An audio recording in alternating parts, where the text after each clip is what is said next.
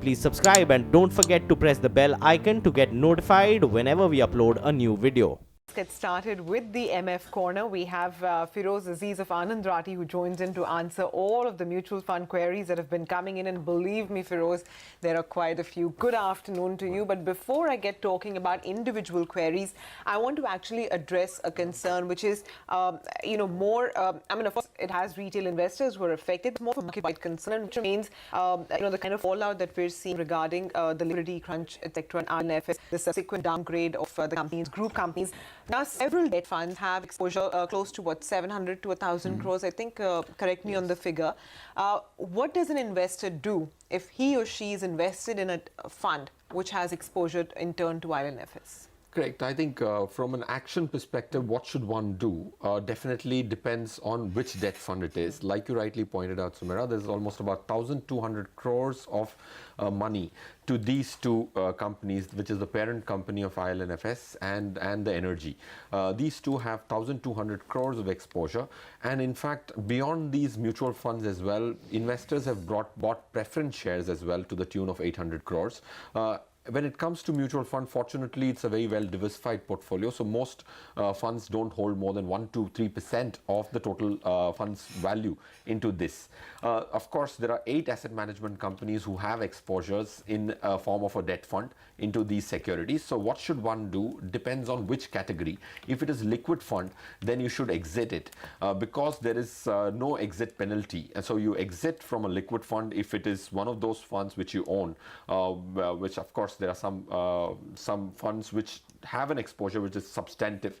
So exit from a liquid fund. Point 2, if it's a closed-ended fixed maturity plan, then the trouble is a little more because the exposure is larger and you don't have an exit option. If it's an open-ended debt scheme, if you have finished 3 years in that specific scheme only, you should take an exit. Otherwise, your taxation and exit load will be more tasking than the fall in the NAV itself. So more than 3 years debt funds you can exit if it is one of those funds which has an exposure to these two companies largely. All right, Feroze, thanks a lot for that. That hopefully answers a lot of our viewers' queries. Thank you for bringing clarity onto that one. With that, we go on to our first caller. Sundar Ram calls us from Hyderabad, wants advice on which debt funds to invest. Sundar? Good afternoon to all of you. Right. Good afternoon. Basically, I'm asking this question on behalf of my son, 35-year-old son, who is an NRI. He has about 15 lakhs of rupees to invest in debt funds on lump sum basis, and then he would like to switch it on systematic basis into equity funds. Okay. So right now, all the channels are showing a lot of equity funds, but getting information on debt funds has been difficult. So I request the expert here to give me the names of 3 or 4 good debt funds in which we can park this money and then transfer it to equity funds in a systematic manner. Right. Thanks a lot for the question, Sundar. Valid question again. A lot of people want to know about the debt funds as well. And he's saying 35 years old is his son, wants to move into equities thereafter. Is that a right strategy to deploy some money into debt funds and then slowly move into equities? Yes, I think if you're looking at benefiting from the volatility of the market, which is an intrinsic property of equity, definitely a good strategy to do a systematic transfer plan. But you will have to make sure that your son applies mind in terms of trying to see what the goals are. It is seen, now we are in a year where there is a general election in the subsequent year. If we analyze the last 4 general elections to make the advice more contemporary, you see that there is generally a run-up to the election and then whatever is the outcome. So last 4 general elections, there has been a 30% rally in 3 of them. So an STP could be a strategy where you might be left out. So revisit it. If you're very concerned about the risk, then you should go with a systematic transfer plan.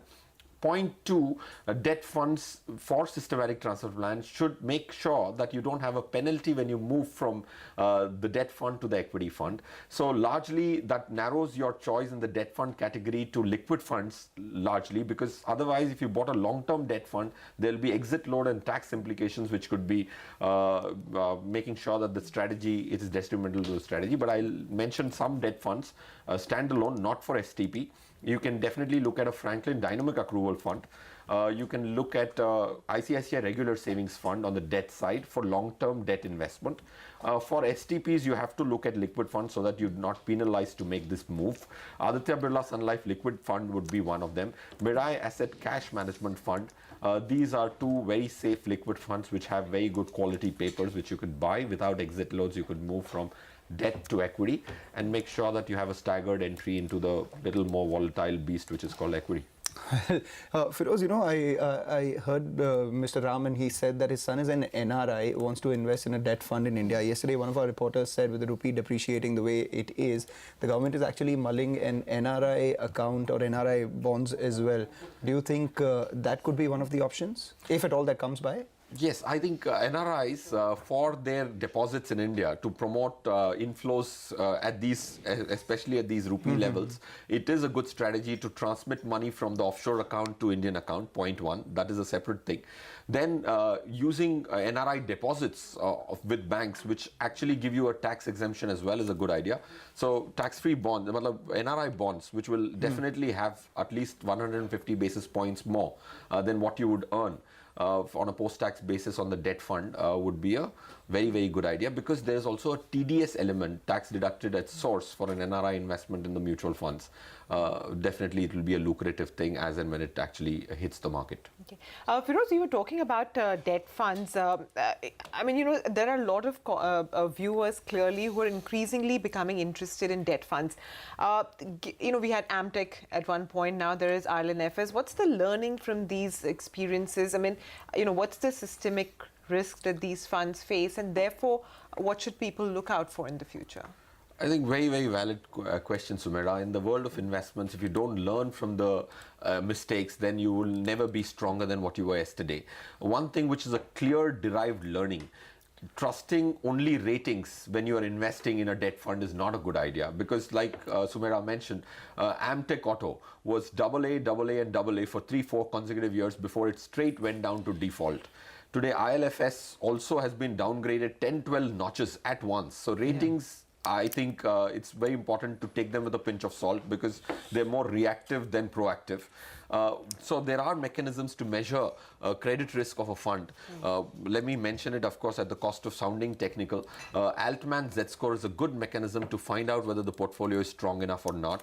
So we definitely, when we recommend these funds on the debt side, we check the Altman Z-score. Second point is, today using debt in your portfolio is very critical, because you are sitting at above 8 on the 10-year GSEC. So it's a very good opportunity on the debt side, because unlike other countries, our debt rates are higher. So to summarize, don't just trust the ratings. Use more sophisticated methods to measure credit risk, or ask your advisor to do so. And second, at least have 50% in debt, because at 8% and upwards of yield, you will make more money, significantly more money than you made over the last 1-2 years. So don't look at past performance in the debt fund. The future performance seems far brighter if you bought yourself a debt fund now.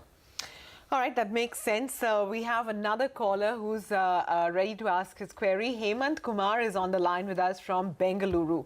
Hi, Hemant. I see that you have quite a sizable portfolio. What's your question? How can we help you? Hi, Sumaira. Hi, good afternoon. Good afternoon. I have investment on 9 of these mutual funds. I've been investing 2K each from last 1 year. I'm a long-term investor, and I want to invest for another 10 years or so. So I just want to your opinion on, the guest opinion on the review of the portfolio, whether it's too much of mutual funds, or do I need to reduce it, or is it good for the next 10 years? Okay, well, I think you've pretty much answered your own query, at least, you know, the major part of it, which is that 9 looks like too many funds to have in your portfolio. The good thing is that you've been investing regularly, you have a long-term horizon, so that's going to work well in your favor. Feroze, how would you look at pruning Hemant's portfolio? I think Hemant's portfolio has a message for all the viewers. Point one, statistically proven that if all of them are investing in the same capital market, which is India, then the maximum you should go is for 6 to 7 funds. Statistically, that will be more than over diversification if you superseded these 6-7 number. You would rather make sure that you make additional purchases rather than diversify across more funds. That's point one. Point two is, of course, there are some funds which require some degree of revamping. To start with, I think the L&T Hybrid Equity Fund. I think hybrid funds which have debt and equity both in the portfolio, their lucrativeness has come down after the tax implication on these from 1st of April. So revisit your portfolio after this massive change on the equity being tax-free. Feroze, I'll have to ask you to hang in on those thoughts for a bit. We have PFC numbers for you. This is the first quarter numbers. The net profit has come in at 1,373 crores. This compares with our poll of 1,250 crores. Remember, for PFC, we will have to watch out for the internals, the sort of asset quality that there is, which will come later. Also, the loan growth is something that we have to watch out for. Loan growth in the sense, the sort of the advances that they are growing. As of now, the only number that we have and which is flashing on our screen right now is the net profit. Revenue up 4.4%, which is about 7,028 crores. This compares with about 6,729 crores on a year-on-year basis. On the net profit front, it looks like it is a bit of a beat as far as the poll is concerned. Trying to compare more details, but as of now, these are the only numbers that we have. Revenue growth of 4.4% and net profit. We'll take a look at the numbers, and ahead of the numbers, we saw a bit of a decline on the stock. Some bit of stability, still sitting with a cut of about 3.5%. We'll let Feroze answer his question. In the meanwhile, we get some more details as far as PFC's numbers are concerned. Feroze Azeez is with us. He's our expert this afternoon. We have a query now coming through from Ronak Rajpal, who's on the line with us from Mumbai. Hi, Ronak. Good afternoon. How can we help you? Good afternoon, ma'am. I'm 23 years old, and I have been investing in mutual funds for about 2.5 years now. My goal is to create a corpus of about 2 crores by the time I'm 35, in another 12 years. So if you could please advise me on my portfolio of any changes that can be done in order to achieve my goal. Okay, I'm sorry, what did you say your goal was? To create a corpus of about 2 crores.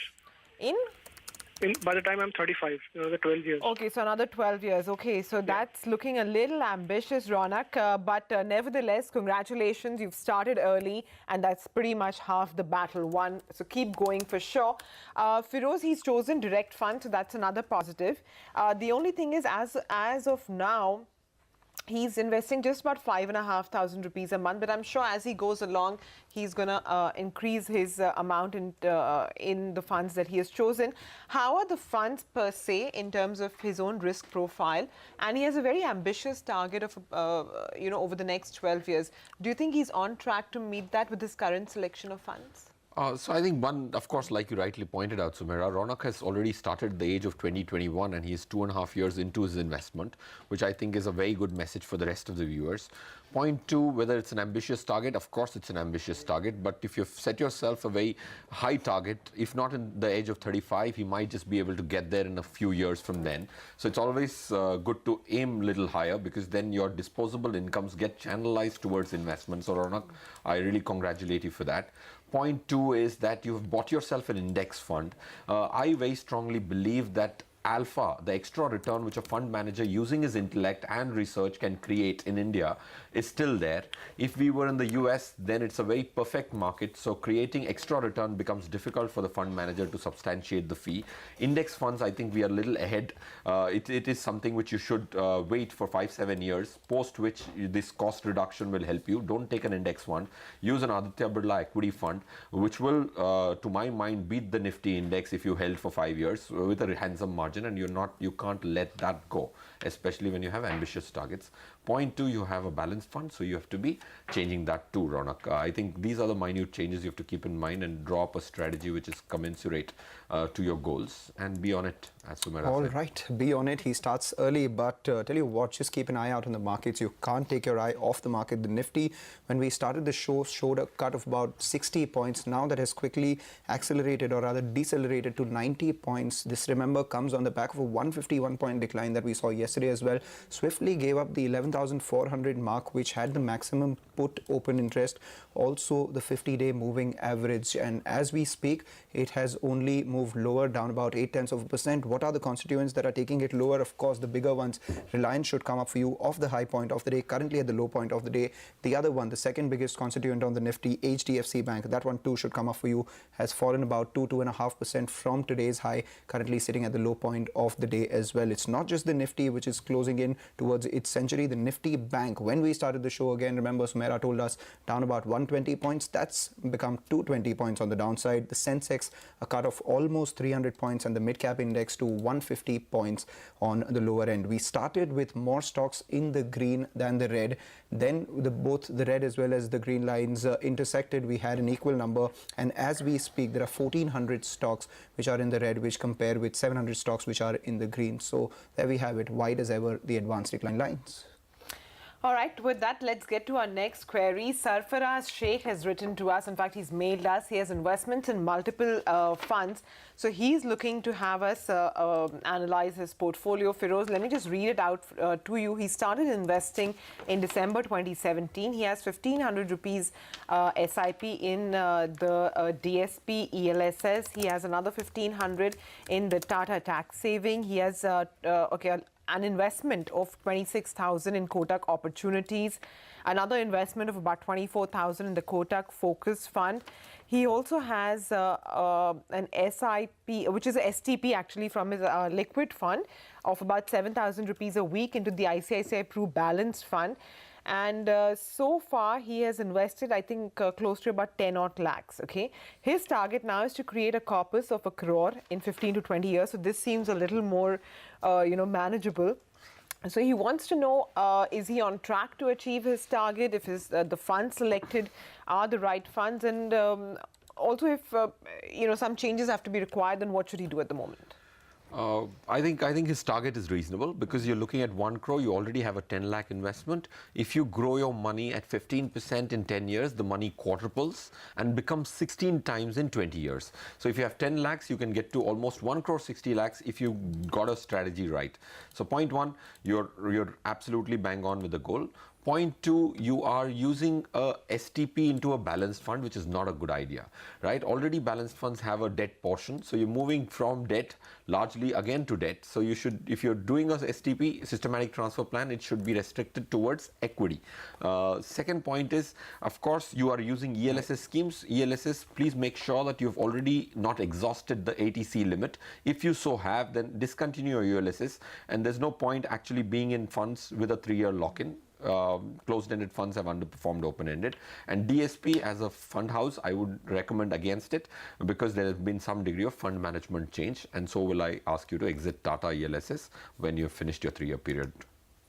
All right, Feroze, thanks a lot for stopping by and answering all our viewer queries, but we have to keep an eye out on the market. A sharp knock on a lot of the mid-cap stocks. Apollo Tyres, for instance, should come up for you, Balrampur Chini and PFC. We will leave it to closing bell to take stock of the last hour of trade.